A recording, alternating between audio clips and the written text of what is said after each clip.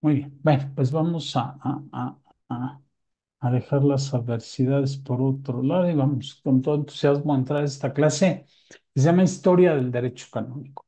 Esta clase es muy importante porque nos da un contexto histórico de cómo el derecho canónico ha sido parte de la Iglesia desde su inicio, primera cosa. Y segunda cosa, cómo de la misma forma en que la tradición y el magisterio de la Iglesia no se contradicen en temas de carácter religioso, sobrenatural.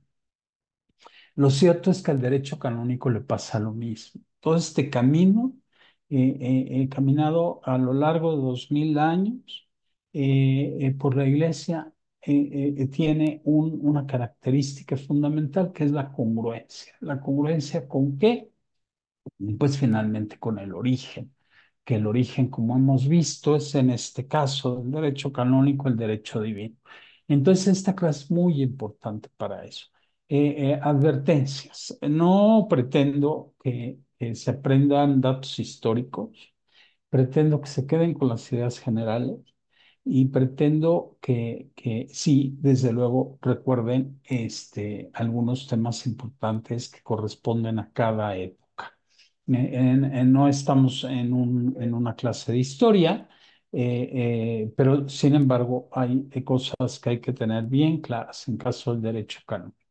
Y dicho esto, les digo, es bastante material, entonces para que no nos perdamos, la clase está dividida en 7 sesiones.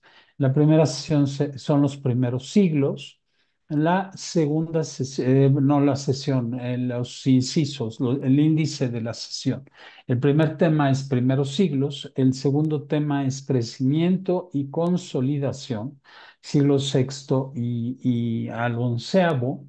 El tercer tema es el derecho canónico medieval, siglos el 12 a 15.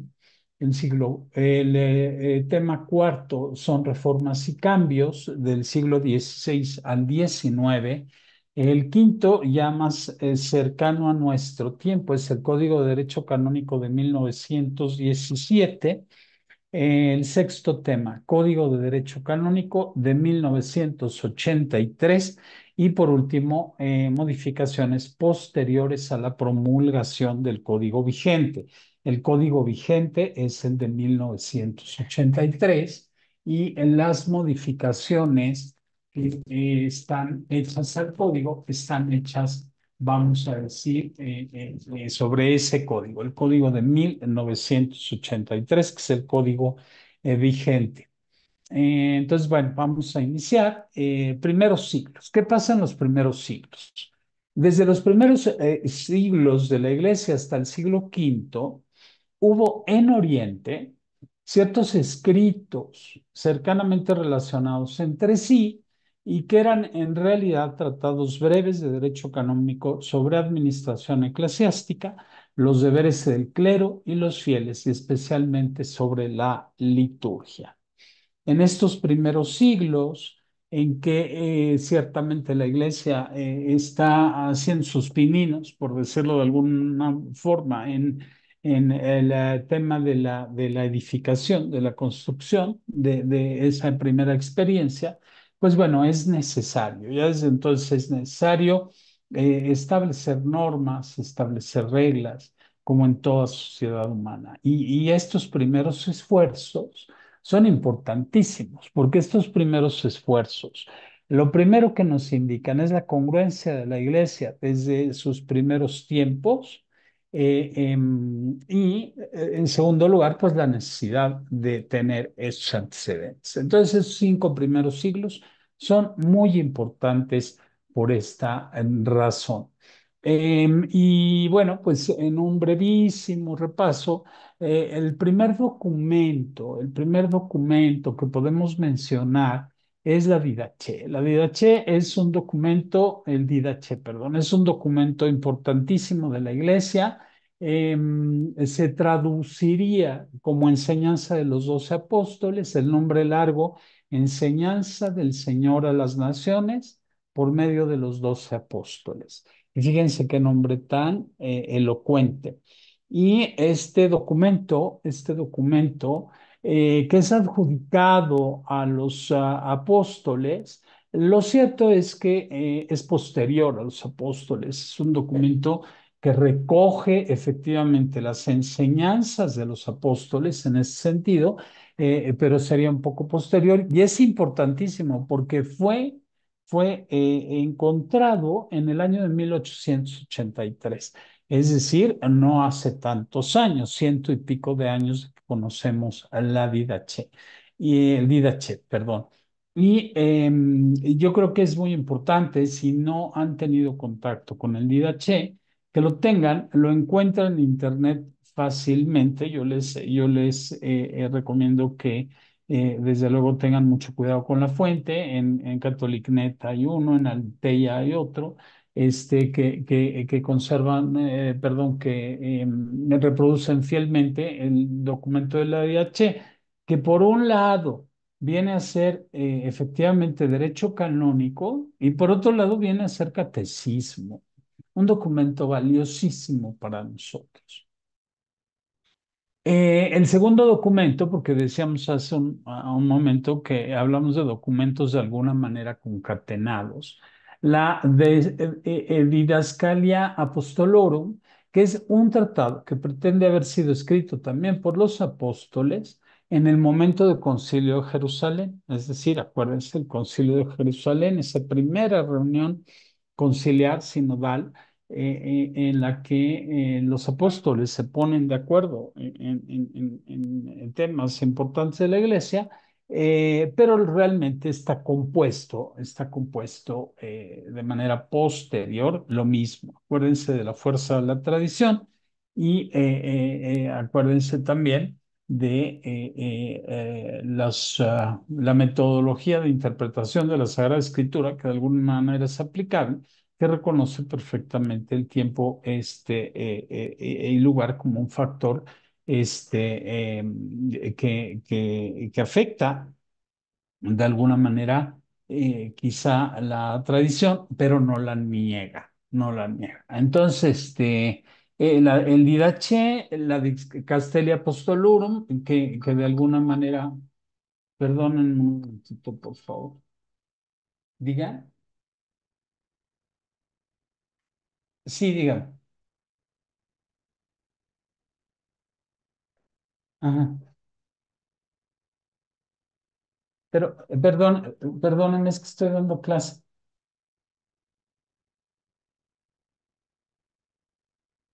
Sale. Perdónenme. Y en tercer lugar, algunas constituciones apostólicas que son colecciones pseudoapostólicas del siglo IV en 8 libros. Otra vez, la recopilación de la vida de las primeras comunidades cristianas y de aquellas, vamos a decirlo aquí, aquellas acciones tomadas por bien sea por los apóstoles o por los obispos nombrados por los apóstoles, precisamente para orientación del clero y de los laicos. Y fíjense cómo aquí empieza a tomar forma lo que es el derecho canónico, y no solamente está orientado a la jerarquía, sino está orientado hacia todos los fieles. Esto es realmente interesante e importante. Si tienen alguna duda, por favor, interrumpe el momento que sea necesario. El segundo tiempo es durante los siglos sextos, de los siglos sexto al décimo primero, en donde el derecho canónico tiene un crecimiento importante, y los avances que caracterizan a este tiempo son de organización, sistematización de las leyes. Vamos a decir que aquí todo esto que ha sido construido hasta el siglo V y los avances que se van logrando en esta etapa, que es la Baja Edad Media, pues lo que sucede es que se van organizando y sistematizando estas leyes, estas normas que emanan nuevamente y no me da ningún resquicio repetirlo, emanan del siglo primero, emanan de esta vida, esta primera vida cristiana con los apóstoles. Aquí deberíamos mencionar algunos elementos importantes que van influyendo en el desarrollo, sistematización del derecho canónico. Recuerden que estamos en la Baja Edad Media y pues hay muchas colecciones, vamos a decirlo así, que se van generando con respecto a estas leyes decretadas en sínodos universales y en sínodos locales o particulares y de alguna manera organizándolos. Estas colecciones se van generando del siglo sexto al siglo onceavo. Una colección importantísima que hay que mencionar es la colección dionisiana, que es una de las más antiguas del derecho canónico y que se atribuye a Dionisio, que es un erudito del siglo sexto. Y aquí lo que hace, pues finalmente, es recolectar aquello que en concilios ecuménicos, cartas papales y otros documentos se va generando conforme legislación. Y aquí nos da oportunidad de darnos una idea, cerrar los ojos y ponernos a pensar en el momento. O sea, es una etapa muy rica en sínodos, es una etapa muy particular en el tema de la unidad de la iglesia, cómo se va integrando. Es una etapa muy importante de generación de documentos, pero hoy nos metemos a Google. Entonces, imagínense el tiempo que podía tardar esto, no solamente en conocerse, sino en ponerse en marcha. Y estas personas en esta misión, pues, ¿qué es lo que hacían? Lo que hacían era recolectar, recolectar, recolectar en un trabajo muy importante todo lo que iba generando. Entonces, estas colecciones son colecciones que responden a un trabajo de recopilación, no un trabajo de desarrollo, porque desde luego, pues desde el primer momento está claro de dónde parte toda esta normatividad.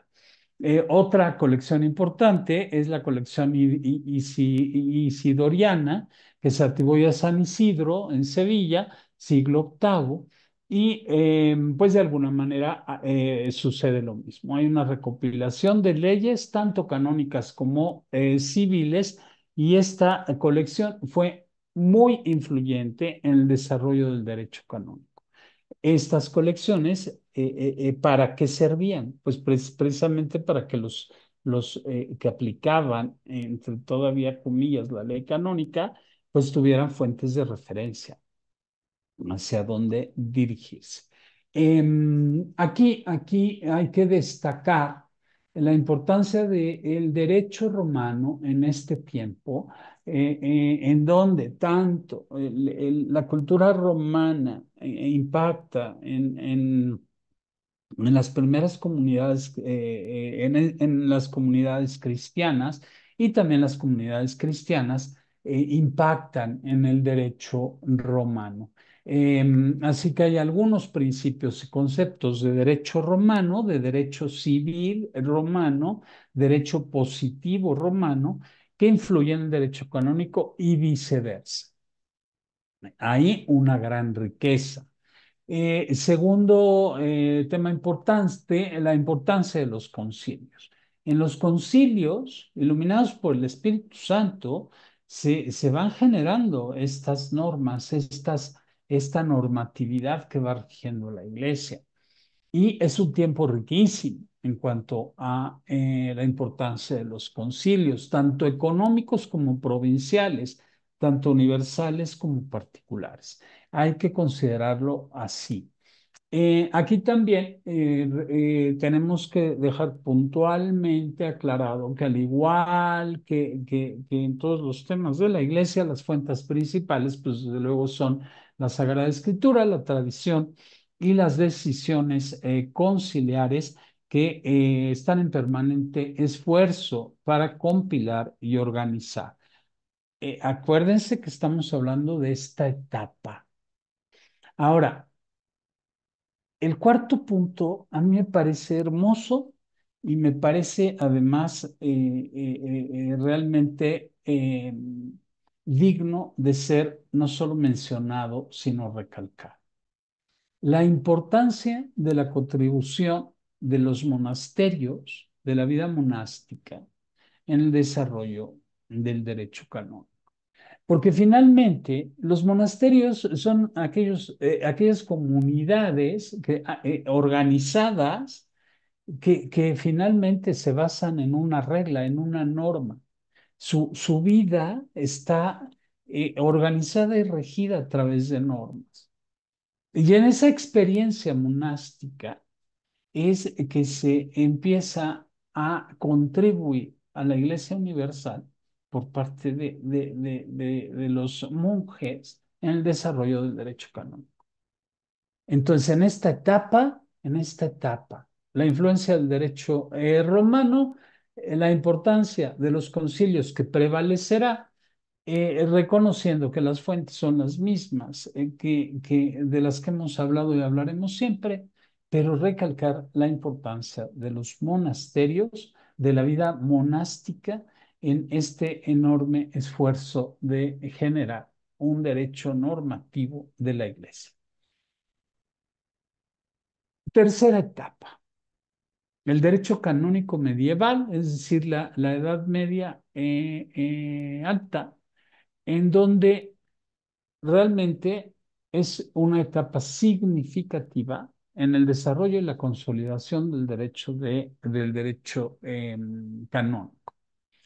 Y aquí, en esta etapa, se desarrolla el derecho procesal canónico, es decir, ya la aplicación de la norma, porque no solamente es la norma, sino la forma en que se aplica la norma. La norma es el derecho canónico y la forma de aplicar la norma es el derecho procesal canónico. Entonces, es una etapa de gran desarrollo, es una etapa de mucho trabajo y hay grandes avances en la organización y, como decimos ahora, la aplicación de las leyes. Ya no nada más la recopilación de las leyes, que sería un primer momento recopilar, segundo momento organizar, tercer momento aplicar. Y aquí es un momento enormemente importante en los tres procesos: organizar perdón, recopilar, organizar y aplicar. Y esos tres elementos, por favor, les pido que los apunten. ¿Por qué? Son pregunta de examen.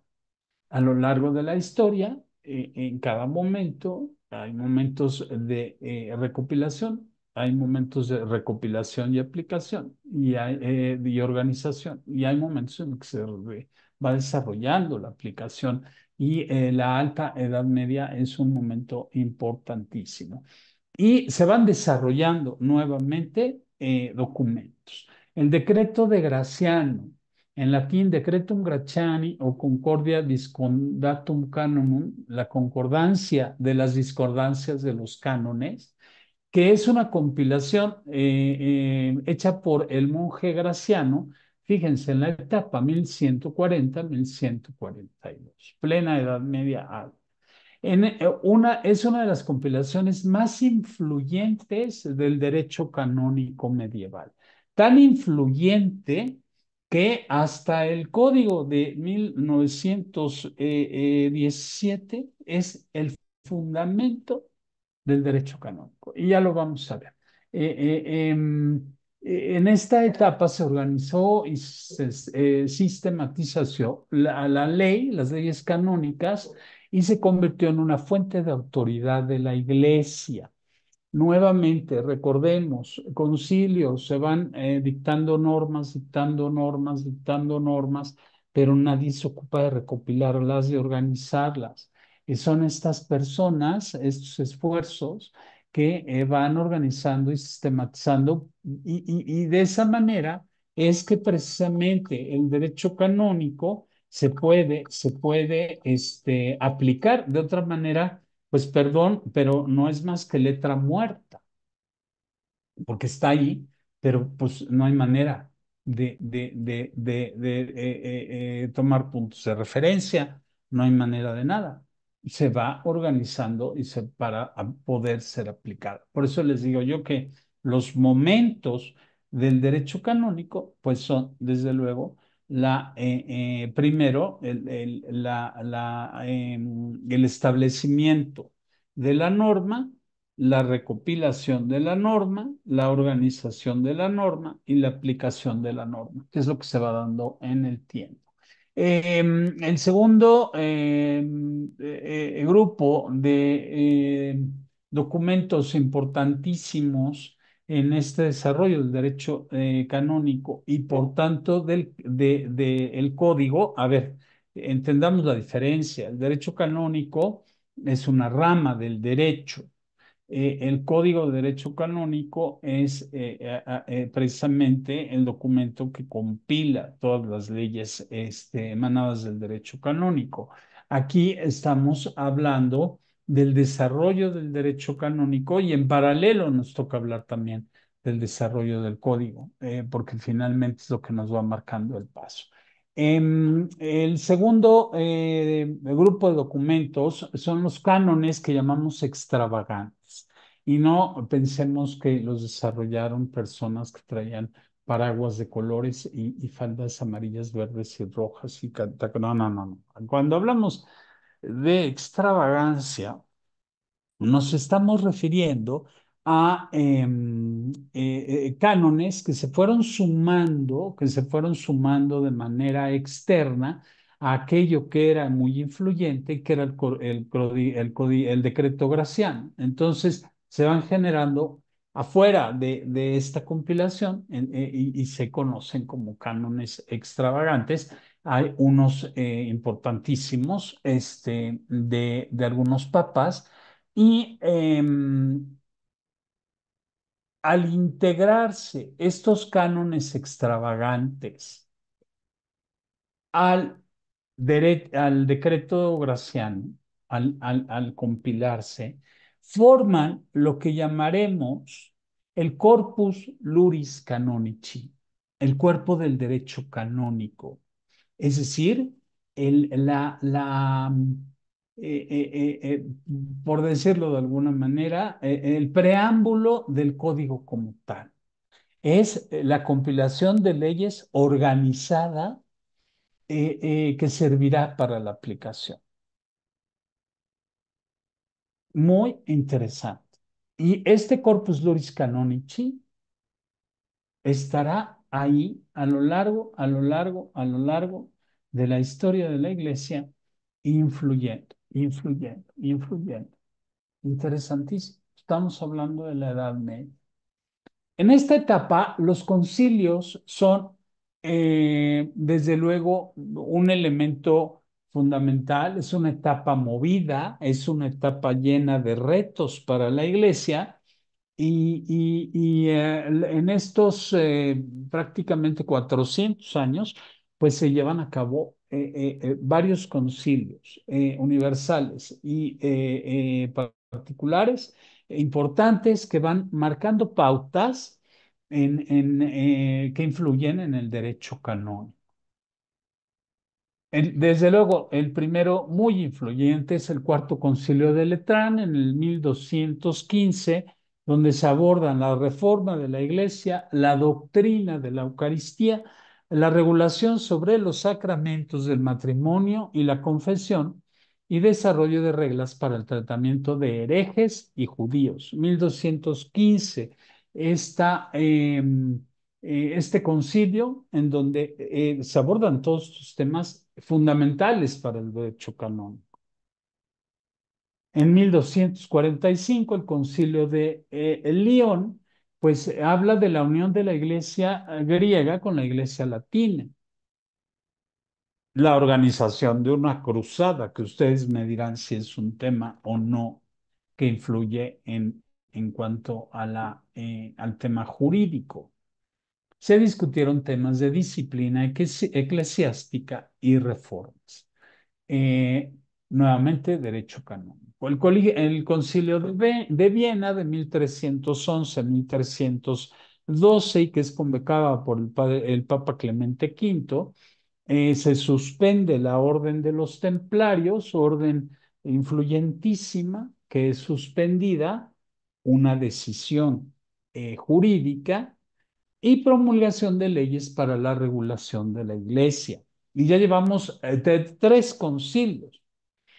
El concilio de Constanza, 1414-1418, es un concilio particularmente importante para el tema jurídico, porque aquí se trata de resolver lo que es conocido como el cisma de Occidente, y que no es otra cosa que perdón, en términos absolutamente castizos, el desmadre que se arma, porque hay un momento en que además del Papa hay tres obispos que quieren ser papas y que se autonombran papas. Bueno, pues este concilio procura arreglar que se llama el cisma de Occidente, y en donde básicamente se tratan temas de unidad.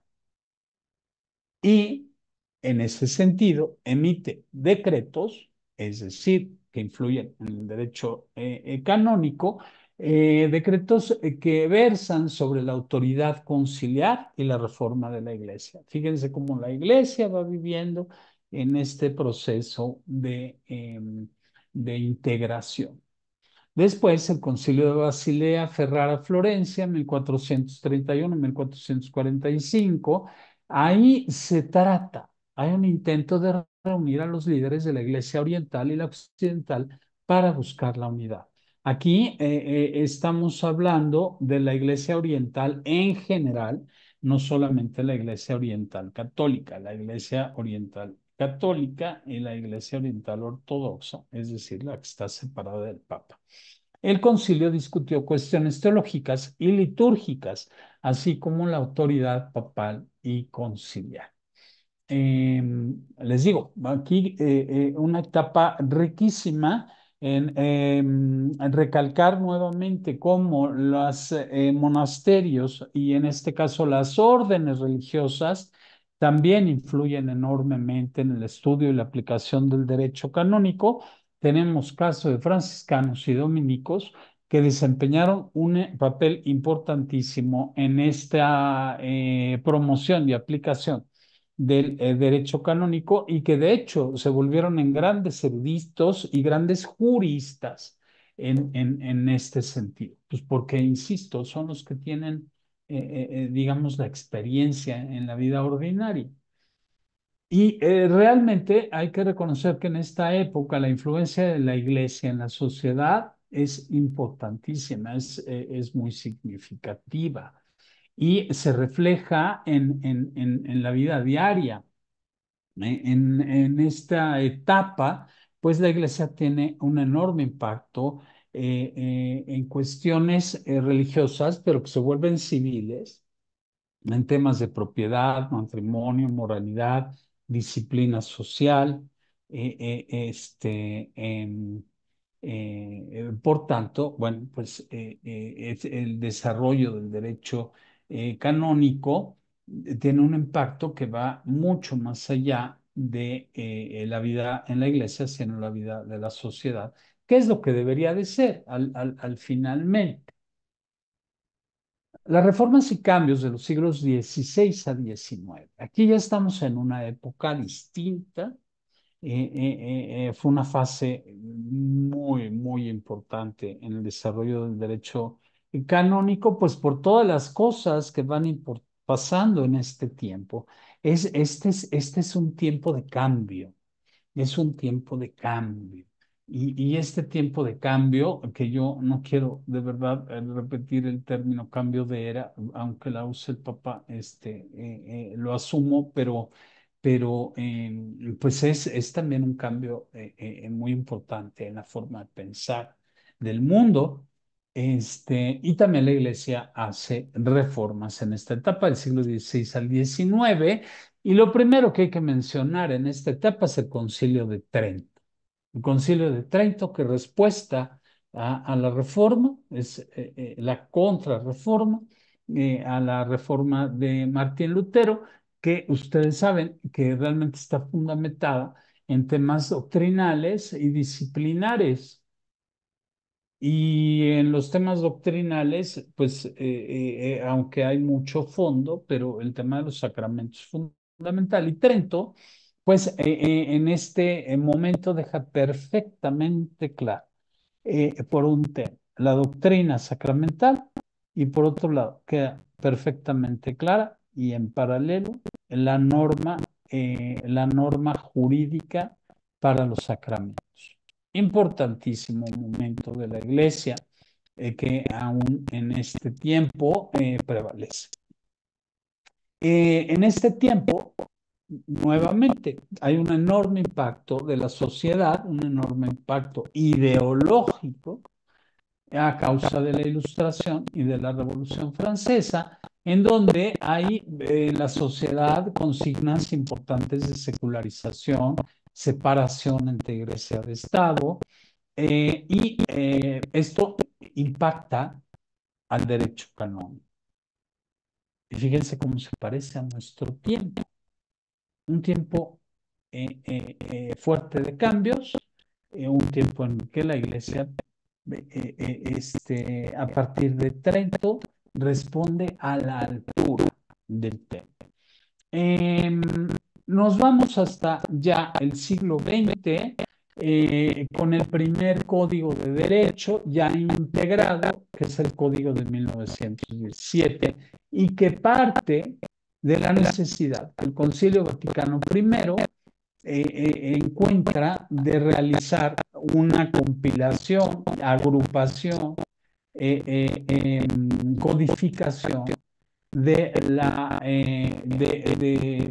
los cánones, vamos a decir, anteriores, en un sistema, vamos a decir, modernizado, por decirlo así. Concilio Vaticano I, 1917, y aquí surge formalmente el primer código de derecho, el código de derecho canónico, aunque, como ustedes van viendo, desde el siglo I tenemos la referencia a toda la norma jurídica y a esa necesidad de desarrollar, recopilar, organizar, aplicar, que es finalmente lo que nos mueve. Esta etapa, les decía yo que es una etapa muy importante porque ya pues responde a nuestro tiempo. Y recordar que hasta este momento, 1917, el derecho canónico se ha regido a través del Corpus Juris Canonici, que incluye los documentos que hemos mencionado de la primera parte de la Edad Media, que son estas primeras recopilaciones, y se manda en el concilio, pues simple y llanamente que se trabaje en la elaboración de este Código de Derecho Canónico moderno, por decirlo así, y es regido por dos papas, porque finalmente fue un proceso largo de elaboración. No se tardaron un poquito tiempo en hacer esto, entonces lo asume en primera instancia el Papa Pío IX, que es quien está en la parte superior de la imagen, y lo culmina el Papa Benedicto XV, que es quien finalmente promulga en 1918 la aplicación de este primer código de derecho canónico. Ya aquí bastante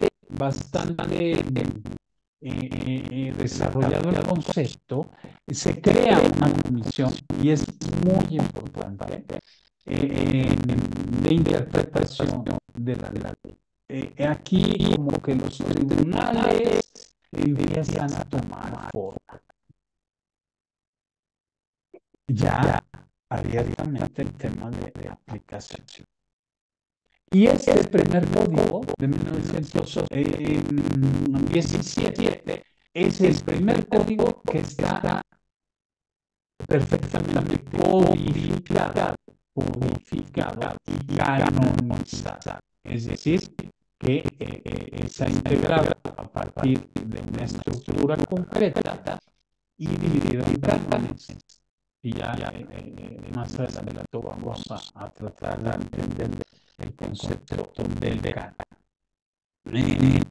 ¿Cuáles son los propósitos de este primer código de 1917? Centralizar y unificar la autoridad de la Iglesia Católica Latina y ojo, aquí vamos a tener que hacer un énfasis particular en un tema. Busca centralizar y unificar la autoridad de la Iglesia Católica Latina, un marco legal claro y coherente para la gestión del gobierno de la Iglesia. Se aplicó a toda la Iglesia Católica Latina. Ojo, 1917. No se aplicó a las iglesias locales católicas y dice que tenían sus propios códigos y tradiciones. Ojo, no se aplicó a las iglesias locales católicas. Pero no es el estatus actual. Es el examen. Recuerden que ya lo vimos.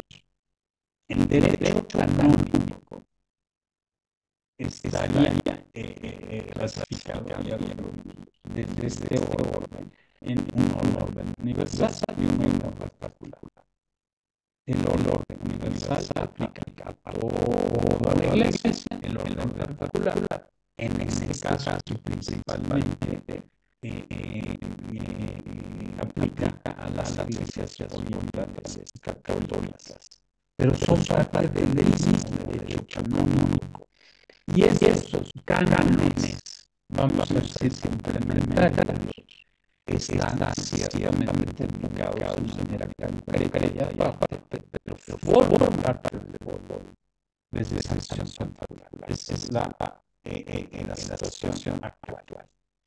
Este código de derecho canónico de 1917 estuvo en vigor por 76 hasta que fue rechazado en 1983 por el Papa Juan Pablo II en el Código de Derecho Canónico de 1983 y que obedece al Concilio Vaticano II. Es decir, si todos estos mosmos, los dos importantes en este tiempo moderno, 1917, después del Concilio Vaticano I, y en 1963, que es el Concilio Vaticano II, queda como resultado en este esquema jurídico, el código de derecho canónico de 1983 y que será que veamos en esta medida. Aquí hay una relación desde en base al concilio. El concilio de reconozco el concilio Vaticano II refleja la visión del Papa Clemente luego iluminado por el Espíritu Santo en cuanto a la necesidad de hacer reformas concretas a la Iglesia en función de los signos en los tiempos. Y como resultado del Vaticano II, pues ciertamente se establece una visión concreta y una visión concreta que se refleja en toda la vida de la Iglesia y también en el derecho canónico. Es Concilio Vaticano II un momento importantísimo donde se generan tres constituciones, dos de ellas doctrinales, una litúrgica que llevan a la necesidad de esta reforma. Se tardaron bastantes añitos. Acuérdense que el concilio termina en el 63, se promulga hasta el 83, es el Papa Juan Pablo II, quien la promulga en 1983, y en noviembre de ese mismo año entra en vigor. Su propósito, lo que decían, hacer adaptación del derecho canónico a las necesidades sociales y culturales de la época, de este tiempo, después del concilio, y vamos a decir que trabaja de manera bastante delicada, pues en abordar cuestiones tales como los derechos de los fieles, la relación entre la Iglesia y el Estado, cuestiones de tipo bioético. Fíjense, estamos en el 83 y ya estamos hablando de bioética, un tema que a mí me parece fundamental del derecho canónico. Y es de aplicación universal. Se aplica a toda la Iglesia católica, es decir, incluyendo la Iglesia Católica Latina, la Iglesia Católica Oriental, en el entendido de que existen estos propios no códigos, sino cánones que dependen del código, en relación a esta diversidad de ritos.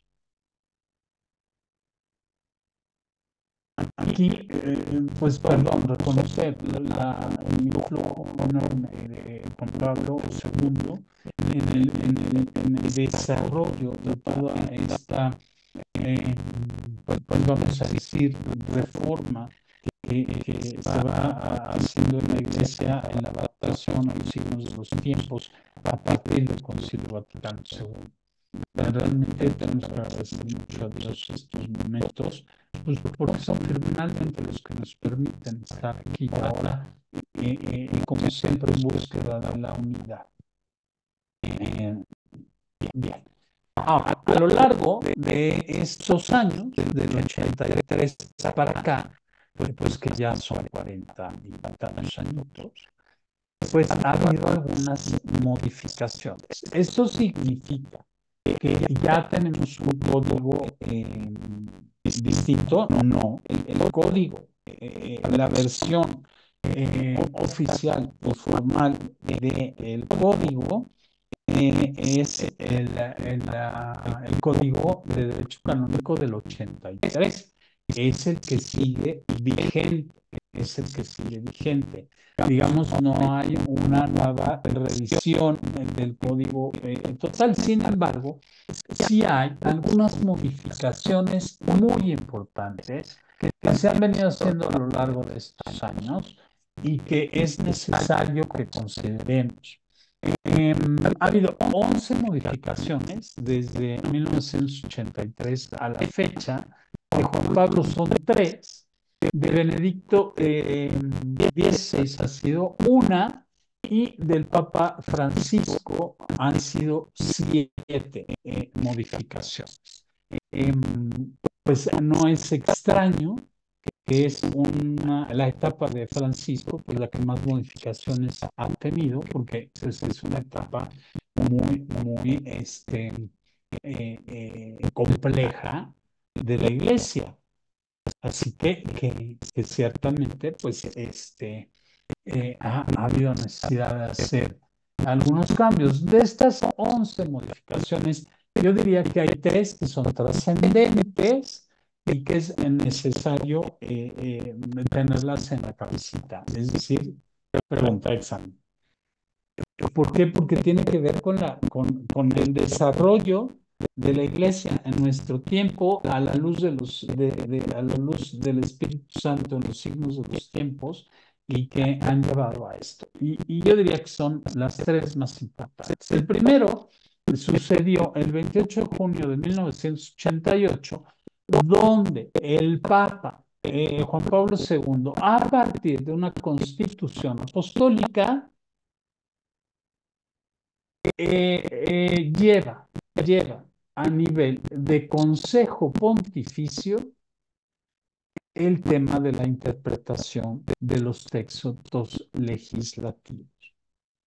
Ya no es una simple comisión que prevalece desde el Código de 1917, sino que ya se trata de un consejo y un consejo pontificio. Esto ocurre en 88 y es un tema muy, muy trascendente a mi juicio y desde luego aquí sigue aplicando y esta constitución se llama Pastor Bonus, buen pastor, en que se refiere pues a esta aplicación del Código de Derecho Canónico. La segunda modificación es Mitis Ludex Dominus Jesus, una modificación importantísima que da el Santo Padre en forma de mutuo propio, que es normalmente la forma en que los cambios del derecho canónico se van realizando. Acuérdense que dijimos que hay dos formas de que haya modificaciones al Código de Derecho Canónico. La primera, desde luego, es de forma sinodal, en donde el sínodo pues establece cambios y modificaciones y son ratificadas por el Papa. Si no están ratificadas por el Papa, no se pueden hacer. Y la otra forma es por iniciativa del Santo Padre, que es digamos, es que quien ostenta el poder legislativo de manera personal y única, y esto normalmente, cuando hay este tipo de cambios, se hacen como motu propio. ¿Por qué? Porque motu propio significa iniciativa propia. ¿Y de quién es la iniciativa? De aquel que la puede tener y que finalmente es el Santo Padre. Y esta motu propio, mitis ludex dominus Jesus, establece la reforma del proceso canónico para las causas de declaración de nulidad matrimonial.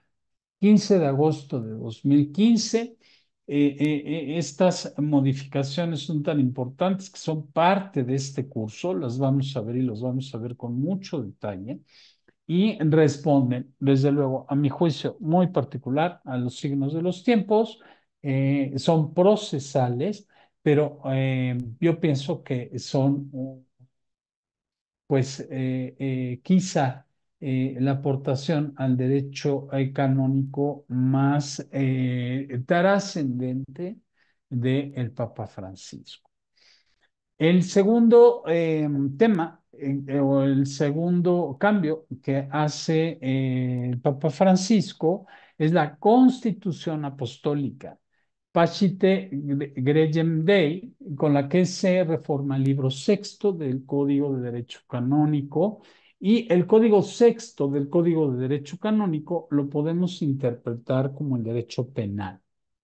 El código, el libro sexto es el que establece toda la norma de penas y sanciones en la Iglesia.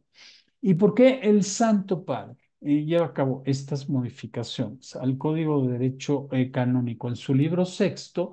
Pues por el tema de la protección de menores de edad. Como ustedes saben, desde los años 80, un poquito antes, empiezan a surgir voces en la iglesia que, pues, de alguna manera reclaman por abusos, sobre todo y especialmente de carácter sexual a menores de edad, a lo largo de la historia de la iglesia.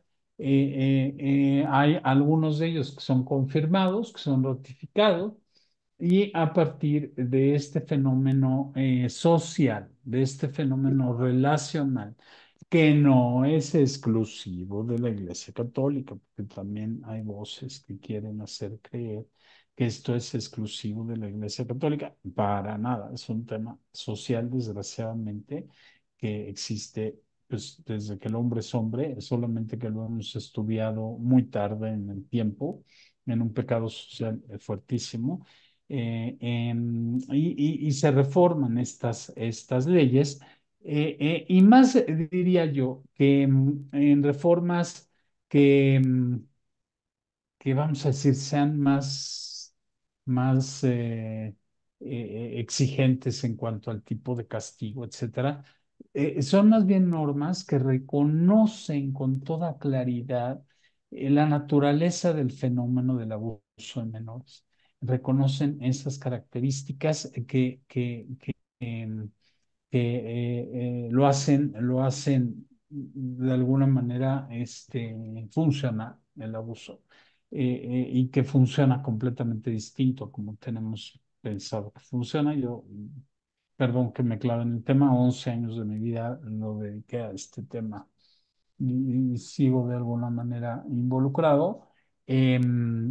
Pero bueno, pues es la tercera reforma. Entonces, estas digamos que son las tres reformas importantes que yo les pediría que guarden en su corazón y en su memoria, porque son datos trascendentes en la vida de la Iglesia de los últimos años. Y son las modificaciones. No menciono ninguna modificación de Benedicto, no porque no sean importantes, sino porque son temas muy concretos de búsqueda de unidad con las iglesias orientales y algunas modificaciones en cuanto a la vida de los diáconos. La modificación que ostentó el Papa Benedicto va en ese orden de ideas. Y bueno, pues con esto, yo creo que me fui